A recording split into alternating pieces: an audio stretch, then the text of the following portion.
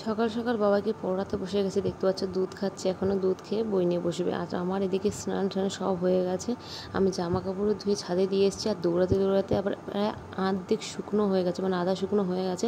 আবার দেখছি প্রচুর মেঘ করেছে, এবার গিয়ে এগুলো তুলতে তুলতেই দেখছি আবার বৃষ্টির ফোঁটাও পড়া শুরু করে দিয়েছে। বর্ষাকালের বৃষ্টি বলে কথা, এই মেঘ, এই রোদ্দুর, এই বৃষ্টি আর কি। মানে আবার একটু পরে আবার রোদ্দুর উঠে যাবে, দেখবে মানে বৃষ্টি হবে, রোদ উঠবে, এই হচ্ছে মানে নাড়ো ওঠাও গোটাও দৌড় ঝাঁপ এটাই। আর দেখতে পাচ্ছ বৃষ্টিতে গাছগুলো, আমার ছাদের গাছগুলো খুব সুন্দর সতেজ হয়ে গেছে। আর এই দেখো বড় বড় ফোঁটা পড়া শুরু করে দিয়েছে, দেখতে পাচ্ছ যে ছাদে। আমি এবার তাড়াতাড়ি পালাই রে বাবা, যেটুকু শুকিয়েছিল জামা কাপড় সেগুলো না ভিজে যাবে, তাড়াতাড়ি পালালাম। তারপরে দেখতে পাচ্ছ এই দেখো একটা ভালোই জোরে একটা বৃষ্টি হয়ে গেল, কিন্তু এখন একটু কম কম হয়ে গেছে, বৃষ্টিটার জোরটা কমে গেছে। তো আজকে একটু সকাল সকালে স্নান হয়ে গেছিলো। তারপরে দেখো বাবাই আজকে সন্ধ্যেবেলায় যে চিপস খেতে বসেছে, আমি বলছি আমাকে দে, এবার এই একটা ছোটো একটা দিল। আমি বললাম আর একটু দেওয়াও, কান্না করছি, ওর বলছি আর একটু দেওয়াও বাবা, তো দেবো, আবার একটু দিল।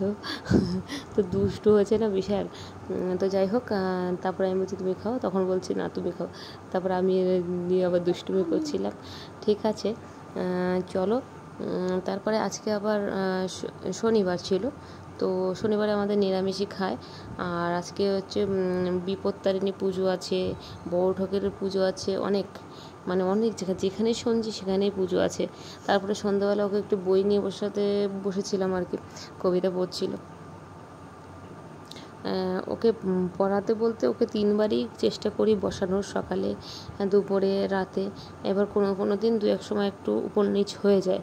তারপরে এসেছিলো আবার আমার দিদি জামাইবাবু, ওরা এসেছিলো। দিদি প্রত্যেকবারই বিপত্তারিণী পুজো করে, তো দেখো প্রসাদ দিয়ে গেছে কত কিছু, লুচি, ডাল, সুতো দিয়ে, ফল, প্রসাদ, সুজি এসব দিয়ে গেছে। তো চলো, আজকের আমাদের রান্না বান্না লাগবে না, এটা খেয়েই পেট ভরে যাবে।